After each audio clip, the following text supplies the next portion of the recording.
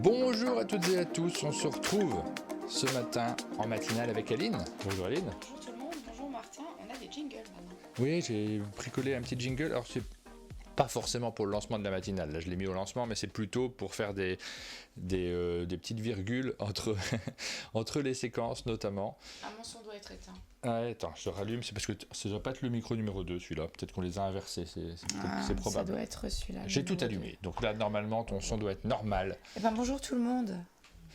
On se retrouve ensemble pour passer une petite matinale et vous voyez je suis en train de tester des trucs, on essaye d'adapter notre matinale pour passer un bon moment, pour que vous ayez du plaisir aussi à suivre le contenu de cette émission et pour que ceux qui nous rejoignent en cours de matinale sachent à peu près où on en est. Là par exemple tout de suite on est hop sur le programme de la semaine, donc on va mettre c'est beau, c'est beau. Ouais, c'est incroyable, t'as vu, j'ai bossé hier. Très bien. Alors, on a un petit programme, on va vous parler aujourd'hui des éditions Kiwizoo. Ouais, surtout toi, parce plein que de moi choses à vous raconter. je vais découvrir. Ouais. Tout le monde va découvrir en fait parce que c'est un nouvel éditeur de jeux enfants.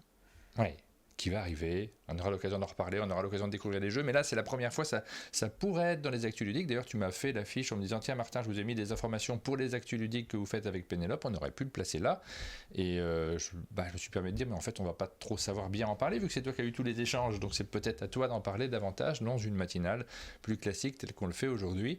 Ensuite on vous parlera de la sélection du porte-monnaie, c'est le petit projet que j'avais commencé à évoquer hier dans la matinale de lundi où j'étais tout seul malheureusement, où j'étais triste tout seul. J'ai commencé à évoquer ce projet-là, on va le regarder ensemble, on va le lancer véritablement ce matin, je vous explique de quoi il retourne.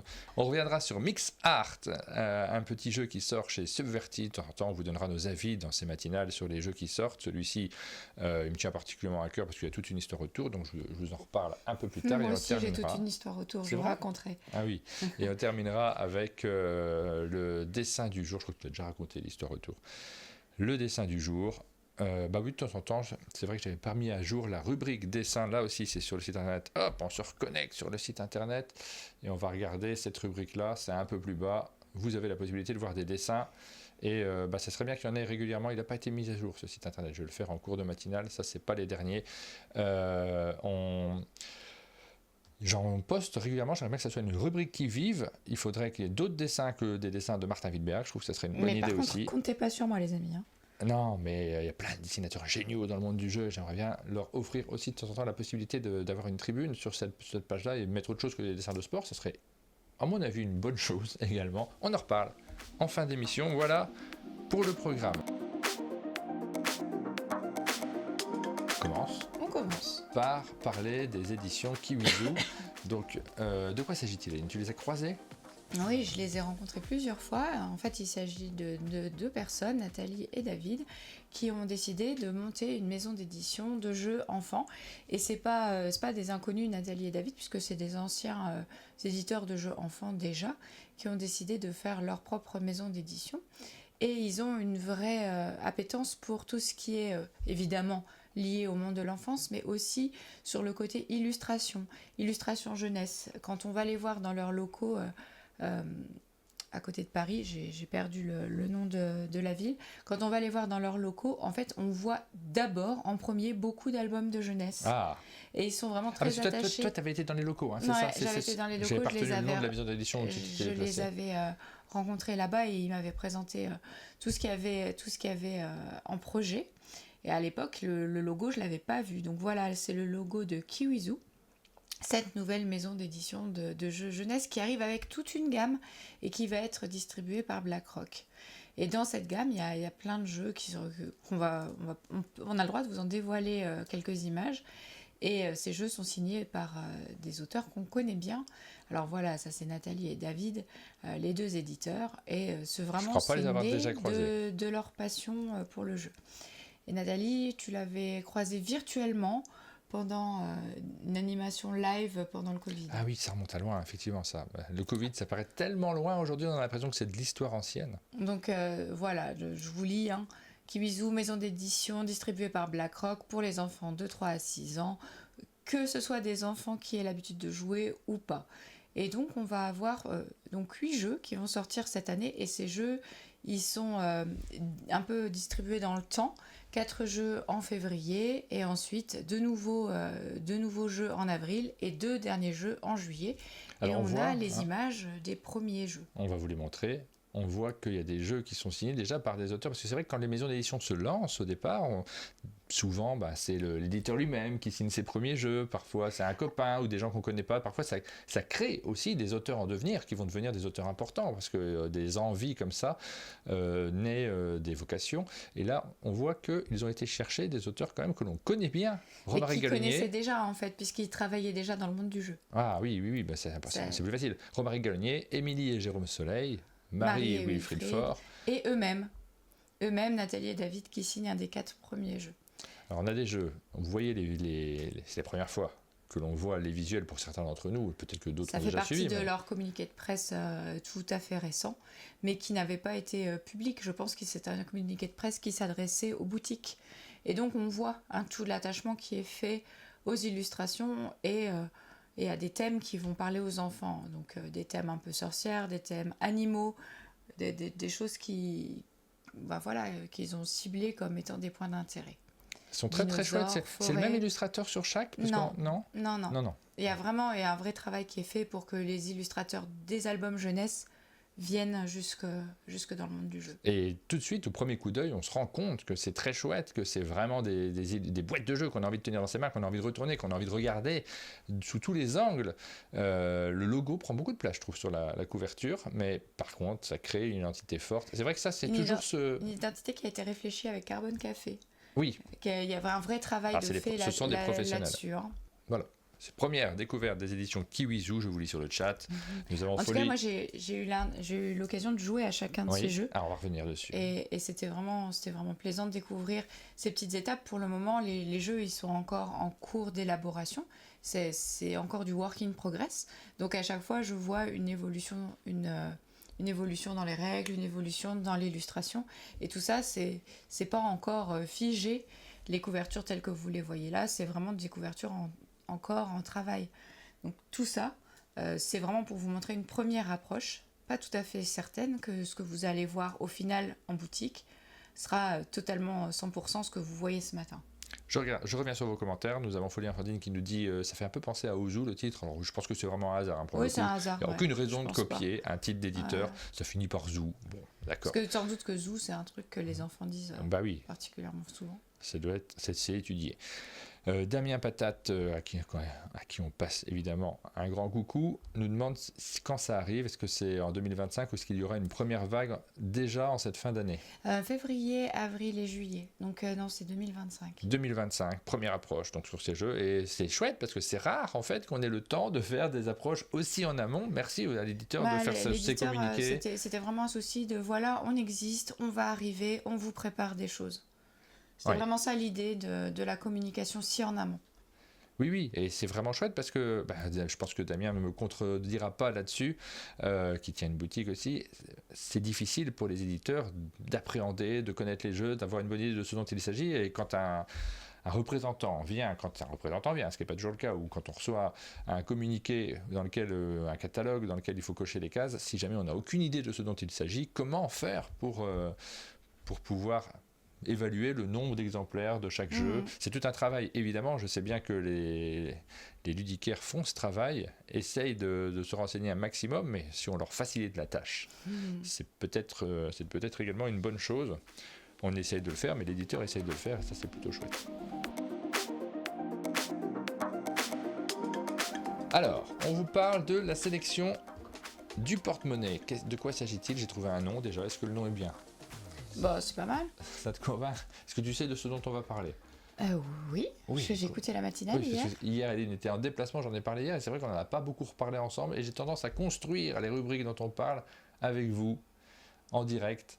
La matinale du porte-monnaie, c'est cette rubrique. Merci à ceux qui ont répondu. Je crois qu'on a vu passer Miroslav Dragan, qui s'est porté candidat pour participer à la première édition. Pour moi, pas de problème, ça peut être très chouette de l'inclure sur cette édition. Ce qu'on va faire dans notre matinale, attendez, je reprends les choses dans l'ordre. Sur le site internet, on a envie d'avoir des rubriques qui vous permettent aussi de faire des sélections, de choisir les jeux, d'avoir une idée de ce qu'il faut acheter ou ne pas acheter, de ce qui vous fait envie ou pas envie. Et pour faire ces sélections un peu plus centrées, plutôt que de faire des listes, comme on le fait régulièrement, comme beaucoup de monde le fait, et on ne s'exclut pas à ça, des listes qui finalement peuvent paraître rébarbatives, c'est pas facile de les faire parce qu'il faut réussir à trouver toutes les informations sur tous les jeux qui sortent, mais sans trier les choses, est-ce que c'est de l'information en soi? Un peu. Mais derrière, c'est aussi de notre responsabilité d'essayer d'organiser, d'éditorialiser, de vous orienter peut-être sur les jeux qui pourraient le plus vous plaire. C'est ce qu'on va essayer de faire tous ensemble. J'ai commencé à faire une première sélection. Ça va ressembler grosso modo à ça. C'est-à-dire que vous aurez sur une page du site internet la liste des jeux. Là, on va travailler forcément pas sur les semaines en cours, donc on va travailler sur le mois d'août. On va commencer par faire une première sélection à partir des jeux qui sont sortis en août, parce que si on fait sur le mois de septembre, c'est ce que je voulais faire, c'est ce dont j'avais commencé à parler hier, si on le fait sur le mois de septembre, on n'a pas forcément le recul, il y a plein de jeux auxquels on n'a pas joué, qu'on prévoit de jouer dans les semaines juste après, début octobre, donc c'est un peu difficile de faire directement la sélection des jeux qu'on achèterait pour 100 €. Là, on est un poil trop loin du mois d'août, donc on va sans doute essayer de rattraper le temps. Mais on va commencer cette première sélection sur le mois d'août. Vous allez retrouver sur le site internet plusieurs sélections, on va demander à Aline, si tu veux participer à cette rubrique, aux copains qui participent un peu à ce que l'on fait, peut-être Blandine, peut-être Adrien, on verra ceux qui souhaitent. Je ne leur ai pas encore proposé, ils n'ont pas encore dit qu'ils étaient chauds pour cette rubrique, on verra bien. Peut-être Jules, Jérôme, j'en sais rien, je pense qu'ils sont moins concentrés sur les sorties, Jules et Jérôme, donc je ne sais pas s'ils auront le même regard, s'ils auront la capacité en fait de faire une sélection mois par mois.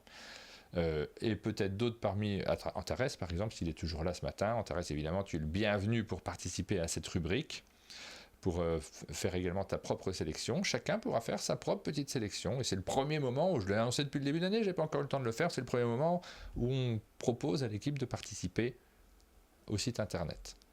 Et puis après, on aura des invités qui vont tourner. Donc ça, j'insiste dessus, c'est important à la fois de vous faire jouer à ça, parce qu'il y a un petit côté ludique là-dedans, et puis d'avoir des gens qui changent selon les émissions. Donc Miroslav s'est proposé, donc s'il est toujours d'accord, il sera présent sur cette première sélection, et puis le mois suivant, ce sera peut-être d'autres personnes, on fera tourner les invités, c'est important, parce qu'il y a pas mal de monde, je pense, qui a envie de jouer avec nous, et il ne faut pas se priver.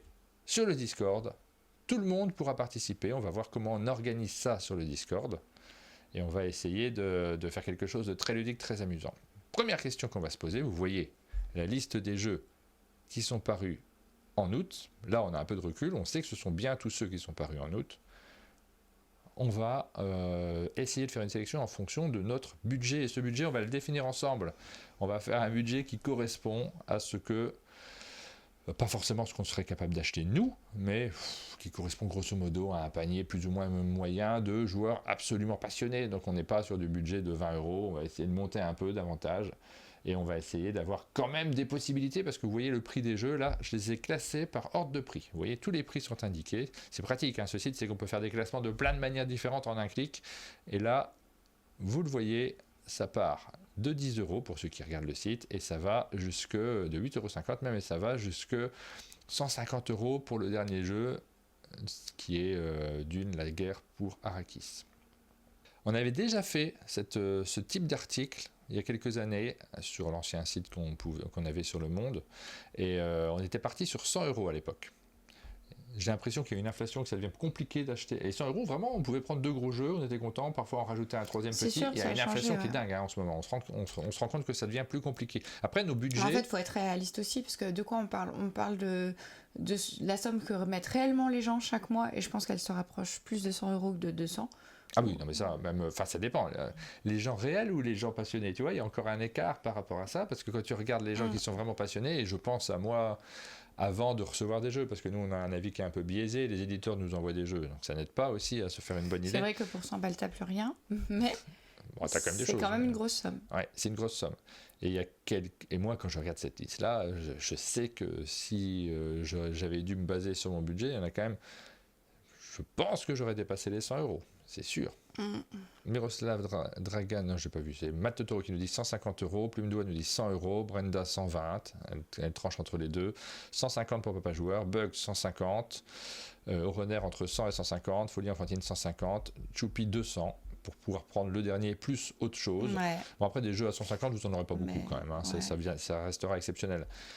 150 nous dit Fanette. On a beaucoup de 150 de manière générale. Damien Patate, 100 euros, ça oblige à faire un vrai choix. Je valide, moi je suis de son avis. Ouais, mais le problème c'est que ça va faire un choix trop limitatif. C'est-à-dire que là, tu vois, tu veux acheter Falling Sky, point. Fin de ta liste. Tu veux acheter un gros jeu, tu ne peux en prendre qu'un seul. Moi, je pense qu'il faut monter un petit peu quand même pour avoir du choix. C'est-à-dire pour pouvoir que quand tu regardes cette liste, tu te dis ah bah oui, c'est-à-dire que c'est pas très réaliste de mettre beaucoup plus, et on le sait pour les paniers moyens, mais pour ceux qui lisent l'article, c'est aussi l'intérêt de l'article auquel on est en train de réfléchir, il faut qu'on ait la possibilité de choisir peut-être plus qu'un jeu. Parce que si on est systématiquement sur un jeu, deux jeux, ça limite énormément. Mais après, je suis assez d'accord sur le fait qu'il faut essayer de ne pas monter trop haut. Et moi, j'hésite encore. Là, je dis, j'ai mon propre avis. Avant de l'émission, je vous le dis, je partais sur 150, mais peut-être c'est trop. Peut-être c'est un poil trop. Les réels, 50 euros. Les passionnés, 150. La moyenne, 100 euros, nous dit Miroslav Dragan. Oui, mais il y a cet aspect de l'article qu'on a envie de rédiger, de lire quand même. Après, les gens savent très bien combien ils vont dépenser. On peut couper la poire en deux, on peut dire 125 et on va regarder ce que ça donne. Partons sur un 125 pour l'instant en regardant la liste. Déjà, j'ai évolué par rapport à ce que j'avais prévu. J'avais pas prévu d'évoluer. Au départ, je me suis dit on va faire un sondage, mais on fera 150. On va regarder ensemble ce que ça donnerait et je vais essayer de le faire. Je sais pas si tu peux essayer de le faire aussi en direct, Aline, aussi la liste, parce que je t'ai pas du tout, j'ai pas anticipé les choses, je te l'ai pas montré à l'avance. C'est assez facile, je pense pour moi. C'est vrai. J'ai à peu près vu déjà 2 fois, tu as fait défiler la liste. C'est beaucoup plus simple. Si je peux avoir un stylo, un crayon, j'ai tout prévu. C'est beaucoup plus simple. Ça me servirait pas. Par contre, une feuille, un stylo. Oui, c'est vrai. Ça va mal. C'est beaucoup plus simple pour les gens qui n'achètent que du petit jeu. C'est ça aussi la difficulté qu'on a dans le choix du prix. C'est-à-dire que si vous êtes gros joueur et qu'on vous dit tu vas être limité à 100 euros, bon, tu boudes un peu quoi. Ouais. Tu peux dire moi je suis gros joueur, je voudrais choisir 2 gros jeux, je peux pas. Ça déborde. C'est vrai que. Faudra peut-être autoriser à déborder, tu sais, en faisant des. Peut-être que tu vois, on peut partir sur un prix 125 euros. Je pense que c'est difficile de descendre beaucoup plus bas. Et celui qui, tu sais, on fait une blagounette sur le site, celui qui déborde, on lui fait les gros yeux, mais on l'autorise à dire ce qu'il aurait pris. Ouais. Qui déborde un peu, attention, s'il ne s'agit pas de monter à 300 euros, ça n'a plus aucun sens de faire un article. Donc, on regarde les jeux ensemble, et ça nous permet de voir les prix. Le moins cher, c'est le Son de Pêche, 8,50 €, j'espère que j'ai les bons prix surtout. Ensuite, on a les 3 petits jeux qui ont été publiés par Ghost Dog Édition à 10 €. Choupa, petit jeu également qui a été publié par Ludicali, 12 €. Vous voyez, vous avez des jeux pas trop chers. Et là, c'est vrai que vous pouvez en prendre quelques-uns. Hit Extreme, une nouvelle version de Hick, Ouija chez Don Panning Game, j'accélère, Top Chocotte, Le Loup-Garou Junior, qui est sorti. C'est une nouveauté, ça ? Ouais. 15 €, on est sur les 15 €. Millions of Dollars chez Matago, on est à 15 €. Moonleap, 15 € également. Kabanga, on est chez Gigamig, dans ces petits jeux de cartes dans lesquels celui-ci on peut jeter les cartes par terre. On a. Non, c'était à la figure, on se les jette à la figure, je crois, les cartes. Fast Blast, qui est sorti également. Gelato Coco, on accélère. Mon puzzle aventure Terre d'Ocre, on est à 18,90 €. Ça commence à monter. Et là, on remplit. En fait, vous pouvez jouer en même temps, pour ceux qui suivent la matinale, qui ont un papier, un crayon. Vous n'êtes pas obligé de le faire, évidemment. Radjack, 20 €. Inheritors, 20 €. J'y ai toujours pas joué. Là, je suis pas. C'est pas professionnel, ça, j'ai honte. Lococotte, rien à cacher. Lueur, on est toujours dans les 20 €. Stick and Stack, 22. Unmatched, on descend. Il n'y en a pas tant que ça en août. Je ne ferai pas la liste intégrale à chaque fois parce que sur les mois suivants, ça va devenir compliqué. Runmaster, L'Imposteur, Animaux, qui est sorti le 30 août, je crois, c'est 25 €. Papillon Gardens, 25 également, on continue. Fantasy Realms, 26 €. Suspend en 2 versions, Junior qui est un peu moins cher et puis tout public qui est à 30 €. In Extremis, sorti chez Old Chap, on en a parlé pas mal cet été. King of Tokyo Origins, la nouvelle version du jeu. Flowers, un jeu mandala. Je fais la liste, mais moi j'ai pas réfléchi. Je suis nul en organisation de cette émission. Le Seigneur des Anneaux vers la montagne du destin, c'était chez Yellow, si je ne me trompe pas. Docteur Sirotel à faire dodo. Tiens, j'ai vu qu'on l'avait, j'avais pas fait gaffe. On l'a juste à côté. Splendor, la nouvelle édition 2024, je l'ai mis, je ne mettrai pas les rééditions à chaque fois. Là, on est à 35 € déjà, vous voyez, ça augmente, et on passe sur les plus gros jeux, peut-être ceux qui m'intéressent le plus à titre personnel, c'est pour ça aussi que j'avais envie de monter les prix. Projet Gaïa à la flotte perdue, Paperback. J'ai sorti que je ne mettais pas les bons accents, bon ordre, merci. Moi, là, tu as une correction Beatles avec Paperback Writer, ouais, je suis nul. qui te permet de le prononcer correctement. Et en plus, je connais bien les Beatles, je suis nul, vraiment. Botanicus, Sky Tier, Horde. Donc ça, c'est une extension. Art Society. Ah là, moi, je note des trucs aussi, hein, parce que là... Alors, Art Society, on est à 40€. Je me le note parce que moi, c'est vraiment un jeu que j'aurais acheté. Ça, il n'y a aucun doute dessus. Mais T'étais en bas, là? Attends, je vais redescendre, je vais continuer à descendre, mais tu vois, j'ai Pirates de Maracaibo qui est à 50€, qui est aussi un jeu que moi j'aurais acheté. C'est là que je me rends compte du budget que je mets dans les jeux de société. Yokohama, je l'aurais acheté, Yokohama. On est à 55€ sur Yokohama, il est très impactant. Vous voyez, déjà, moi là, je suis déjà au 150, ça marche pas. White Tile West, j'aime bien les jeux de Polyomino, peut-être j'aurais acheté. Il va falloir faire des choix, donc je vais en supprimer, c'est sûr. Je suis à 125 piles. C'est vrai, t'es incroyable, Aline. Ouais, incroyable. Far Cry, on est à 65€. Je le note, mais je ne l'aurais pas acheté. Dune Imperium 70, il est cher ce Dune Imperium, la nouvelle édition Insurrection. Cher 70€. Et là, ça impacte énormément le budget. Falling Sky, 100€. C'est très chouette, paraît-il. Je ne sais pas jouer. Et Dune, la guerre d'Arrakis, 143€. Est-ce que Dean Louis a réussi à faire une sélection à 123,70€? Bravo. Rachel dépasse. Ah bah. Si ça dépasse, ça dépend. Et toi, Aline, pile 125, tu n'as pris que 2 jeux? Non, j'en ai pris 3, j'ai juste 3. pas marqué le dernier. Alors, on vous dit ce que nous, là, tout de suite, on a pris, on voit si ça rentre. Mais tu t'as pas fait vraiment de restrictions, on est d'accord? Pour l'instant, non, mais j'ai pas choisi encore. Donc là, je suis à 323€. On n'est pas dans les 125 et c'est que le mois d'août, c'est pas le mois de septembre. C'est là qu'on arrive sur des choix qui sont incroyables, qui sont casse-tête, dilemme. Parce qu'en vrai, c'est difficile de dire qu'on va pas prendre Dune Imperium, il est à 70. Tu sais, je suis presque en train de regarder en fonction de la somme. Et c'est sans doute ce que font les gens quand ils vont en boutique. Ils ont très envie de prendre ce jeu-là, mais je pense que les vendeurs de boutique et les ludicaires doivent me confirmeront ou pas. C'est un bon panier de joueurs. C'est un bon panier de joueurs riches, surtout. Parce que c'est pas mon cas, et donc du coup, c'est pas quelque chose que je peux faire. En boutique, parfois, on a très envie de prendre le gros jeu, et puis finalement, on repart avec 2 plus petits, j'imagine. Je ne sais pas comment les gens font. Ou alors tout le monde casse son PEL à chaque fois qu'ils vont en boutique. Ah là là, c'est dur, parce que moi, clairement, j'aurais pris Art Society. J'aurais pris... Alors, je vais enlever... C'est horrible ce que je fais. J'enlève Pirates de Maracaibo alors que j'adore. Je vais enlever Yokohama alors que j'adore. Non, mais il ne reste plus rien. White Tile West, du coup, j'ai hésité, donc je l'enlève aussi. Vous voyez ce que je suis en train de faire? Vous voyez ce que vous me faites vivre de grand matin? Je vous déteste tous, là, tout de suite. Alors, il reste Dune, Art Society, je suis à 110. Et je fais que ça? Alors moi, clairement, je vais déborder. Je vais prendre le Flowers que j'ai vraiment acheté. Et là, je suis à... Est-ce que vous me l'accordez? Je suis à 138€. Et là, on met un petit bonhomme méchant pour râler. 138€, c'est ok, parce que okay, même quand tu te prévois un budget, tu finis toujours un peu par dépasser. Le budget est de 125, mais voilà, mais c'est le mois d'août, ouais, c'est le mois où normalement tu fais des économies. Là, je vais pas respecter mon budget, mais ça va parce que tu n'es pas trop loin. Non, pas pirate, non, pas Yokohama, nous dit Rachel. Bah ouais, non, mais ils sont super, mais ça rentre pas. Comment je fais, moi? À partir du moment où je prends Dune Imperium et Art Society, il n'y a plus rien. Il n'y a plus de budget en plus, je suis déjà à 110. Comment je fais pour mettre... Évidemment que c'est des choix suivants, c'est Pirates de Maracaibo et Yokohama, c'est sûr. Mais là, je peux pas. Et j'ai envie de prendre un petit jeu parce que j'aime bien. Je ne joue pas qu'à des gros jeux. J'aime bien, moi, de temps en temps, sortir un plus petit jeu à la table. Ça me paraît bizarre de rentrer dans ma boutique et de repartir sans au moins un petit jeu. Je ne sais pas ce qu'il vaut, tu vois, c'est achat à l'aveugle, Flowers. C'est ce que j'ai fait. On le reçoit demain, peut-être. Achat à l'aveugle. Là, j'ai hâte d'y jouer. Ouais, j'ai mis du temps à l'acheter, ceci dit, mais... Voilà, alors on part là-dessus, sur 125, où ça n'aurait pas changé grand-chose. Si j'étais monté à 150, je ne sais pas si ça aurait changé grand-chose à ma liste. J'aurais débordé en plus en mettant un truc en plus. Voilà. Partons là-dessus, on verra comment on se débrouille. On va faire un premier choix autour de ce prix-là. On n'achète pas un gros jeu par mois? Ça dépend qui, Plume Doigt, vraiment. Et c'est là aussi qu'il faut prendre en compte. On a envie de faire une expérience. On achète un gros jeu par mois et après on joue en ludothèque. Ah oui, non, pardon, je savais pas. Ça dépend des joueurs et il faut prendre en compte tous les types de joueurs. C'est-à-dire que si on se base sur un budget de personnes qui n'achètent que des petits jeux, bon, ça fait... forcément, ça ne correspond pas, peut-être que les 100€ suffisaient. Donc toi, Aline, ta liste, on l'a lu ou pas? Non, moi j'aurais choisi Animaux, ce qui coûtait 25€, Paperback pour 40€ parce que c'est un jeu que j'avais déjà en anglais, que j'ai beaucoup aimé et ce sera quand même beaucoup plus facile d'y jouer en français. Et Wild Tile West, que j'ai vraiment beaucoup aimé, il coûtait 60€, donc 65 plus 60, 125€. Le compte est bon. Le compte est bon pour Aline, c'est incroyable.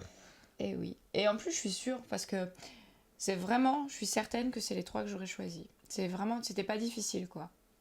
Ouais. J'ai regardé la liste et c'était les 3 qui me tapaient le plus dans l'œil. Même si à côté, il y a plein d'autres jeux que j'aime bien aussi. Matt Totoro nous dit l'exercice est chouette avec 125, mais est-ce que l'objectif c'est de se mettre à la place des gens ou de se mettre des contraintes pour sortir une liste assez courte pour que les gens qui lisent le résultat retrouvent un jeu qui leur botte? C'est bien toute la question en fait. C'est pas de se mettre à la place des gens. En fait, c'est un exercice un poil artificiel avec une somme qui ne correspond pas au budget moyen, on le sait très très bien. Puisque les budgets sont aussi... Il y a un budget moyen, mais les budgets sont différents en fonction des types de joueurs. Si on parle de joueurs passionnés, il faudrait être à 150. Si on parle de joueurs casual, il faudrait être en dessous de 100, très clairement. Non, l'exercice, c'est de faire une liste intelligible. C'est de mettre un peu d'intelligence dans tous ces échanges que l'on fait perpétuellement et de justement sortir de la liste. En l'occurrence, je vous ai dit liste, mais on essaie d'en sortir un peu du pur listing de tout ce qui sort, de tout ce qui paraît qu'on fait régulièrement, qui est une base de nos informations, pour éditorialiser un peu peut-être, mais aussi donner des informations sur ce que l'on trouve bien, ce que l'on trouve chouette, avec un minimum de recul.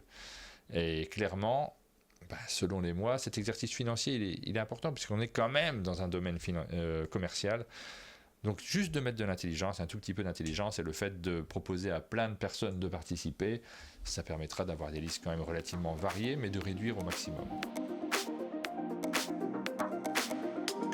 On enchaîne avec le jeu Mixart, donc, qui est sorti récemment, là ça fait quelques jours qu'il est disponible en boutique.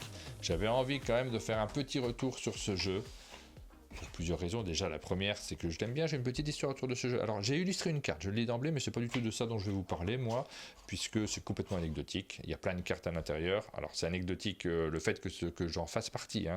C'est ça qui est anecdotique. Le fait qu'il y ait plein d'illustrateurs, c'est plutôt l'un des intérêts de ce jeu. Hop, vue du haut, vous voyez le matos. Faut que je règle cette vidéo parce qu'elle est trop lumineuse ces derniers temps.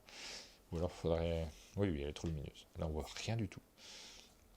Donc il y a plein de cartes à l'intérieur avec plein d'illustrateurs différents qui ont travaillé sur ce jeu. Si je mets tout ça, est-ce que... Ouais, ça assombrit un peu. On va mettre un peu de blanc pour assombrir un petit peu la vidéo.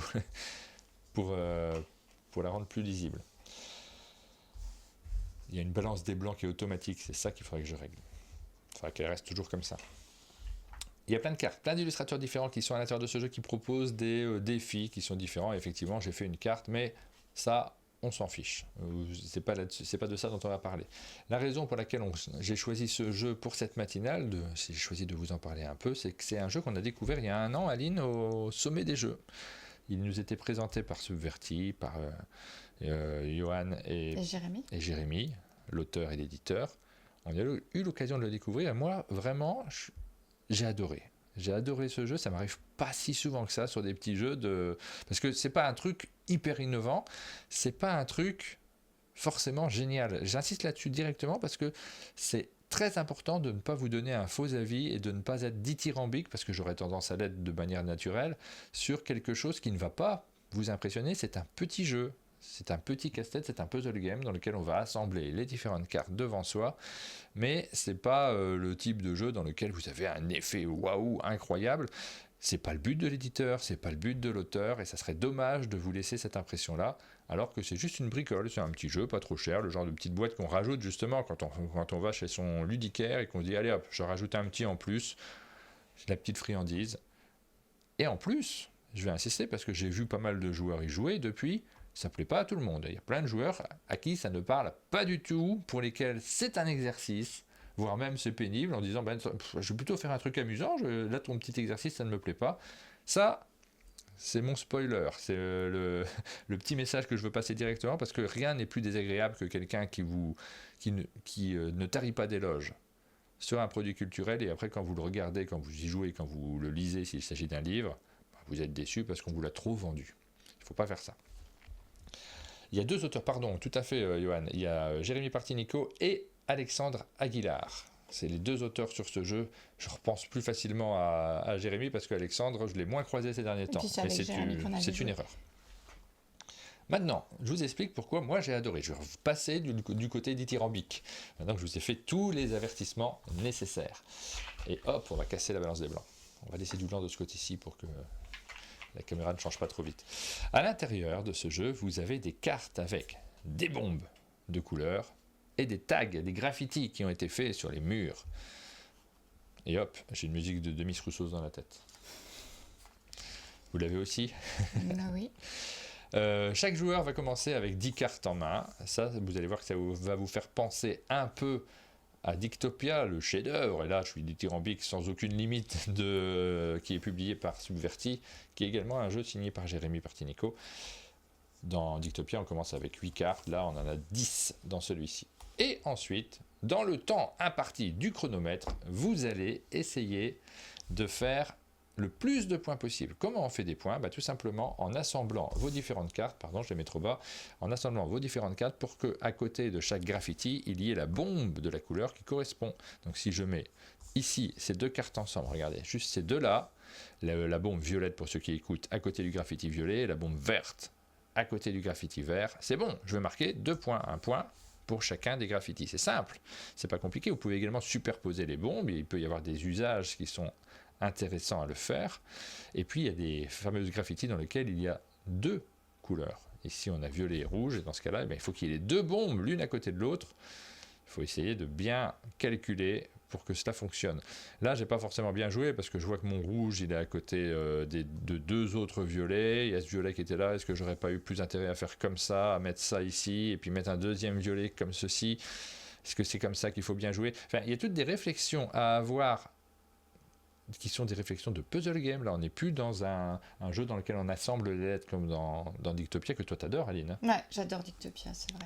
On est plus dans des réflexions un peu plus logiques. On fait vraiment un petit puzzle devant soi. Et c'est là que les avis vont être différents selon les joueurs. Il y en a certains qui vont adorer ça. Et moi, je fais partie des joueurs qui aiment vraiment ça. Cette petite sensation, pris par le temps, d'essayer d'organiser quelque chose super rapidement. Pour moi, c'est hyper ludique. Et c'est là que d'autres joueurs vont trouver ça fastidieux. Un exercice moins rigolo. Ça peut arriver, ouais. Je ne sais pas ce que tu en penses, toi, Aline, de ce jeu-là, de ce jeu-ci. On n'en a pas parlé juste avant. C'est un peu les deux pour moi. C'est un peu contraignant parce que ça m'oblige à réfléchir différemment. C'est surtout beaucoup plus facile pour moi avec des lettres qu'avec des dessins et des couleurs. Mais malgré tout, j'apprécie vraiment d'y jouer. Ouais, tu t'amuses toi aussi quand même. Parce qu'il y a vraiment des joueurs, ça ne les amuse pas. Et ceux-là, il faut mieux qu'ils se reconnaissent avant d'acheter le jeu. Évidemment, on a envie de faire des conseils de jeu aux joueurs à qui ça plaît. Tu vois, je ne peux pas empêcher. Là, je suis en train de parler du truc, mais j'ai envie de finir quelque chose pour voir si je suis capable de faire un bon score, en sachant que là, je n'ai pas du tout suivi le temps du chronomètre. Qu'est-ce qui se passe? Rien. Voilà, on essaye de... Je ne peux pas m'empêcher. J'essaye vraiment d'avoir le meilleur score possible. Et je ne vais pas insister là-dessus, mais les cartes sont double face. Donc forcément, vous avez aussi un casse-tête. À chaque fois que vous commencez à faire un truc, celle-ci par exemple, je peux me mettre un point en plus en mettant le jaune à côté. Par contre, mon rouge ne me sert à rien. Bon, l'autre côté, c'est 2 bleus, je ne les ai pas du tout. On fait ça. Hop, j'ai fini mon petit puzzle. Et là, je regarde le nombre de points que je vais marquer. 1, 2, 3, 4, 5, 6, 7, 8, 9, 10, 11, 12... 13, 14, je crois que est-ce qu'il y en a que j'ai compté 2 fois, je ne sais plus. Mais en tout cas, c'est un bon score, 14. Je ne sais pas. Mais par contre, il n'y avait pas le temps. Et comme dans Dictopia, vous avez une application avec la petite musique. La petite musique qui va bien pour vous stresser aussi un peu. Quand on la lance, ça stresse un peu les joueurs parfois. 70 points. L'OVNI Apple dit que l'Antares a fait 70 points sur ce jeu. Waouh! Ça me paraît, là, avec mes 14, je suis ridicule. 70 points. Ouais, mais 70 points au total des manches, rassurez-moi, parce que dans ce jeu, il y a 5 manches. La première manche, vous n'avez pas de contrainte, c'est telle que je vous l'ai présentée ici, on assemble simplement les formes. La deuxième manche, vous allez tirer une carte contrainte, et là, vous voyez que c'est le même esprit que Dictopia. La troisième manche, une carte contrainte également, la quatrième également, et enfin, la dernière... Non, c'est pas ça, la troisième, il y en a 2. La quatrième, il y a 2 contraintes. Je suis perdu. Il n'y a que 4 manches. Je suis en train de dire n'importe quoi. Il n'y a que 4 manches. La première, il n'y en a pas. La deuxième, il y en a une. La troisième, il y en a 2. Et les contraintes s'ajoutent les unes aux autres. Et la quatrième, il y en a 3. Pardon pour ce micmac. Mais bon, je ne suis pas en train de vous expliquer les règles non plus. Et les contraintes restent. C'est ça aussi qui est rigolo. C'est qu'une contrainte qui est arrivée à la première manche, elle reste à la deuxième. Elles vont vous rapporter des points supplémentaires si vous les respectez. Mais vous n'êtes pas obligé. On a ce même aspect de pouvoir faire les choses sans être obligé de... Et c'est plutôt sympa parce que dans Dictopia, c'est à la fois contraignant et en même temps temps, tu te dis, bon, bah, si j'y arrive pas, je laisse tomber cette contrainte et j'essaie de me débrouiller. Avec les points des objectifs. Voilà, pour ce jeu. Mixart, moi, c'est un jeu que j'adore. C'est vraiment le genre de jeu. Là, on faisait la liste des jeux qu'on achèterait chaque mois. Très clairement, moi, j'achète Mixart. Donc, je vais voir comment je me débrouillerai sur le mois de septembre. Est-ce que c'est un jeu qui va sauter parce que j'arriverai pas à faire ma liste de 125 €, mais dans la vraie vie, c'est le genre de jeu que j'achète. Moi, je l'achèterais déjà rien que parce que c'est un petit peu la suite, enfin c'est dur de le dire comme ça, mais c'est dans la lignée de Dictopia, et rien que cet argument, pour moi, ferait que j'achèterais le jeu. Oui, en plus tu le ranges à côté de ton Dictopia, tu es content d'avoir les deux.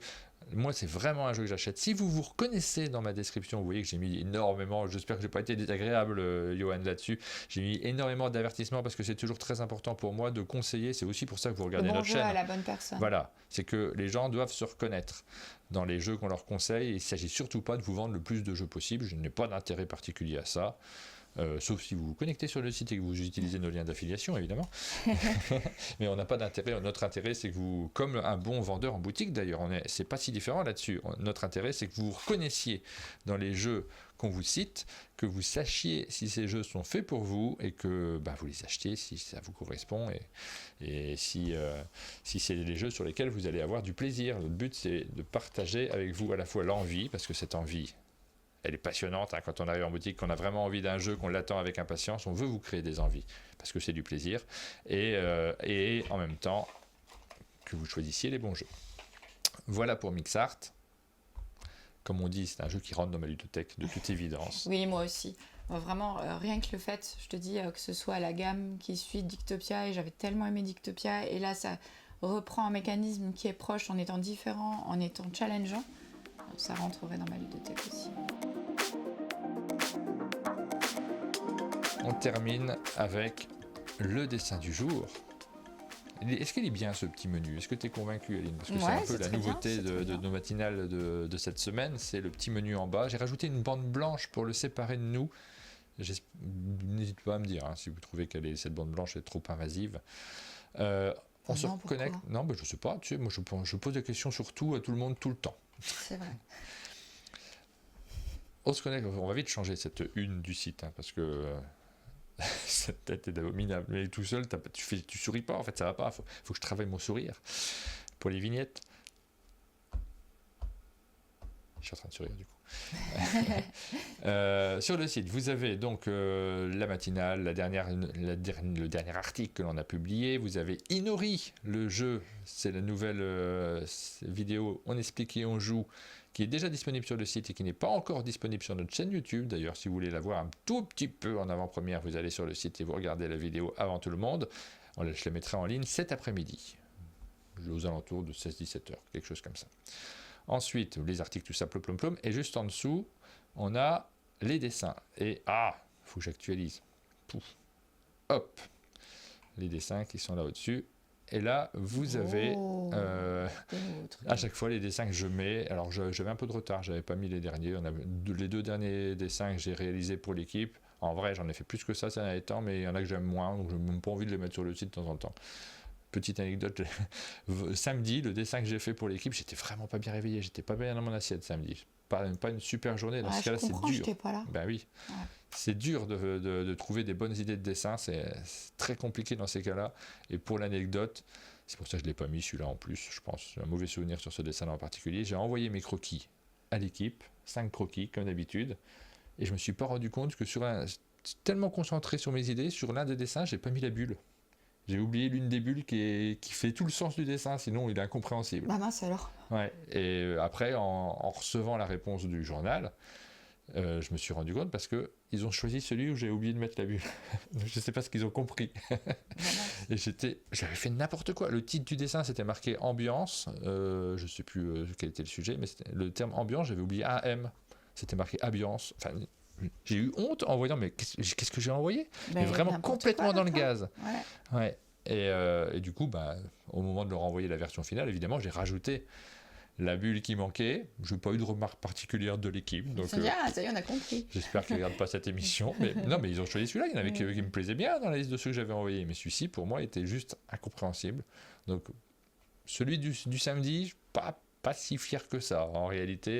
Et c'est pas que j'essaye de mal, c'est pas que j'ai bâclé, j'ai passé ma journée dessus. En fait, j'ai fait que ça. J'essaie de le travailler le mieux possible. Mais il y a des moments, on est dans le gaz complet. Je fais plein d'erreurs en ce moment sur plein de trucs. Et puis, donc, je me suis fait plaisir, j'ai mis la dernière illustration qu'on a faite, puis j'ai vu que le Philibert l'avait diffusée, donc je l'ai mise également, vous la retrouvez sur la une de Philibert. Je ne vais pas mettre que des dessins de l'équipe, jusqu'à présent je n'ai mis que ça, mais on va essayer de varier un peu, et justement, ça c'est le dessin sur la période, sur l'automne, sur les jeux de cartes à collectionner, et ça me fait bien plaisir aussi. Évidemment, vous le retrouvez sur le site de Philibert, c'est important de le retrouver là-bas, mais ça me fait plaisir de les indexer, de les archiver sur un monde de jeu, j'en profite. Également, et celui-ci, je vais le rajouter. Après cette émission, je vais le rajouter sur le site lesdessinateurs.com pour ceux qui voudraient acquérir l'original. Je vous le montre. Hop, en vue du haut. Ça, c'est le petit original qui a été fait à partir et qui a permis de faire cette illustration juste derrière. Vous voyez que c'est quasiment pareil. C'est le dessin du jeu. Je suis vraiment content de faire ce genre de choses. J'aimerais bien que dans cette rubrique, il n'y a pas que du Martin Wittberg, ça me ferait vraiment plaisir de mettre des dessins d'autres, de pouvoir créer, je suis en train de jouer avec mes écrans, de pouvoir aussi vous donner un rendez-vous, parce que là peut-être qu'il y a des gens, et je me rends compte en regardant les statistiques du site, il y a des gens qui commencent à venir régulièrement. Tu as échangé avec Jérôme d'ailleurs qu'on a vu ce week-end, et il fait ça aussi. Il se connecte régulièrement tout simplement parce qu'il suit ce qui se passe, et c'est vrai qu'il y a une actualité tous les jours en ce moment. Et puis lui, il n'a pas les réseaux sociaux, donc aussi c'est une façon pour lui de suivre au quotidien, qui existe pour les gens qui peuvent se connecter sur Insta ou sur Facebook et voir ce qu'il y a de nouveau. Mais pour les gens qui ne l'ont pas, un site, c'est intéressant. On arrive sur la fin de cette matinale.